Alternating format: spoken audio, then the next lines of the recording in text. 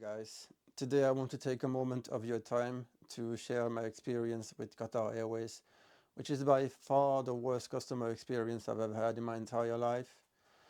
Never have I been treated so poorly by a company, but instead of remaining silent, I decided to speak out and seek justice. And what better way to do this than making a video about it for better reach, right?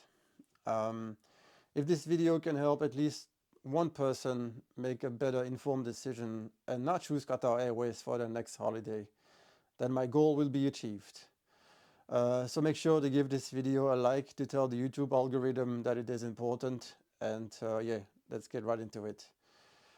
On May 16th, I was supposed to fly from Brussels to Bangkok with a layover of 3 hours 30 minutes in Doha, which is the capital city of Qatar. The first flight would take around 6 hours 15 minutes, and the second flight would be 15 minutes longer. I had been looking forward to this trip for many months because it was a chance to reunite with my Thai wife, whom I hadn't seen since November of last year. But what was supposed to be a moment of joy and celebration quickly turned into a nightmare. When doing the checking at the airport in Brussels, I was told by a Qatar Airways employee that my passport needed to be checked. More specifically, my picture didn't seem to meet their standards. So he called another guy called Brent, and that person sent my passport picture to the Thai embassy in Bangkok for verification. Which is strange to say because I fly to Bangkok to visit my wife up to 3 times a year with other airlines using the same passport, and I've never had any issues whatsoever. And do you know the biggest irony of all? This was actually my second flight with Qatar Airways. The first flight was actually 2 years ago and nothing was said of my passport during check-in. So it looks like the company employees don't even know what their standards are because they change from person to person.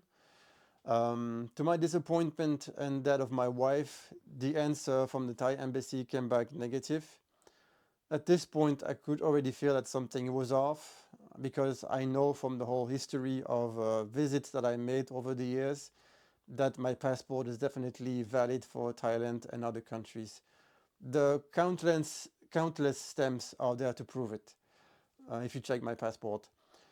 But to make sure that my passport still met the ever-changing travel requirements, I spoke with other airlines, namely Lufthansa, Austrian, Swiss International Airlines. I specifically requested the employee at the desk to take a picture of my passport to send it to the government, to the Thai embassy in Bangkok. No surprise here. In all cases, my picture was approved and check-in would be accepted immediately, I was told. This was a bit confusing to me because it's not like the destination had magically changed. It was still Bangkok in the end. I mean, if one immigration person in Bangkok rejects my passport, then surely they should all reject it, right? No matter the airline. However, to book new flights with another airline, I would have to pay an additional 1,200 euro, and I could only fly the next day because all flights for the day were booked, which didn't exactly sit right with me. Now convinced that my passport still meets the modern travel requirements, I returned to the Qatar Airways checking desk.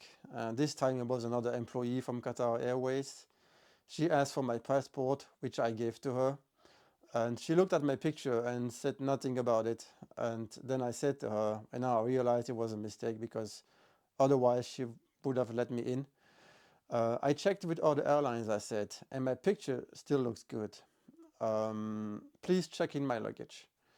Which prompted her to ask her colleague, the same guy Brent who denied me in the first place. When I told him other airlines would accept my booking, this was clearly a case of discrimination, and therefore I demanded a better explanation as to why they refused my boarding and also to have a fair treatment as a customer. He got visibly angry at me. Proud and stubborn as he was, he refused to admit that he had made a mistake. Brent had already made up his mind and refused to take another picture of my passport to send to the Thai embassy to double check.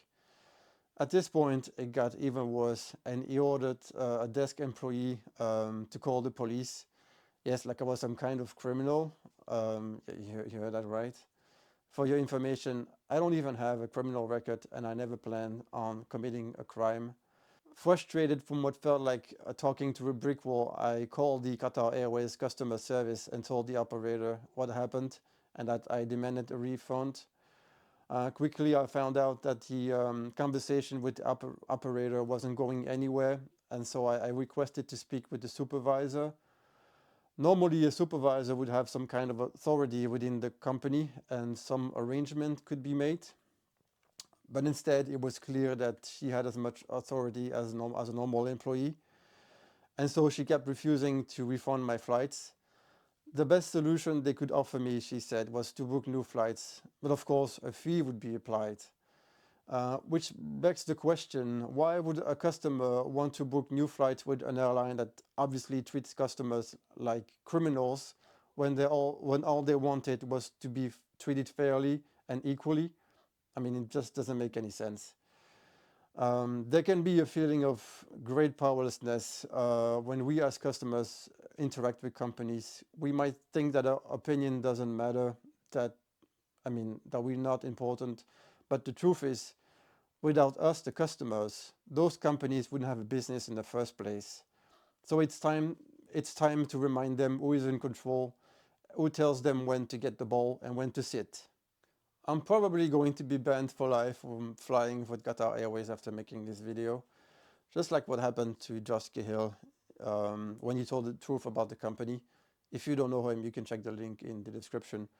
But that just goes to show you how desperate the company is, and they have just terrible business practices. And not to mention that the Qatari government is against freedom of speech.